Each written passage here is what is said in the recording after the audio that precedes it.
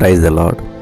ఈరోజు దేవుని వాగ్దానము, పర్వతములు తొలగిపోయినను, మెట్టలు తత్తరిల్లినను, నా కృప నిన్ను వీడిపోదు. యెషయా 54:10 దేవుడు చెప్తున్న మాట గమనించాలి ప్రియులారా. పర్వతములు తొలగిపోవటం అంటే అది ఇంపాసిబుల్. ఆ మెట్టలు తత్తరిల్లిపోవటం ఇవి కూడా అసాధ్యం లాంటివే. ఒకవేళ అవ్వన్నా జరగొచ్చేమో కానీ నా కృప ఉన్నదే, అది నిన్ను విడిచిపోదు.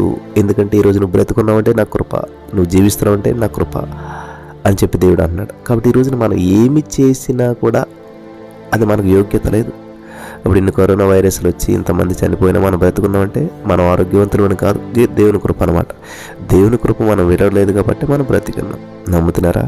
స్తోత్రం దేవా, నీ కృప మమ్మల్ని విడవలేదు కాబట్టి ఈరోజున ఆరోగ్యంగా ఆనందంగా ఉన్నాం. ప్రతి వారు గుర్తించి నీకు కృతజ్ఞత కలిగినట్లు సహాయం చేయమని నజరేయుడైన యేసు క్రీస్తు నామములో ప్రార్థించి నమ్మి పొందుకొని ఉన్నామా పరమ తండ్రి. ఆమేన్.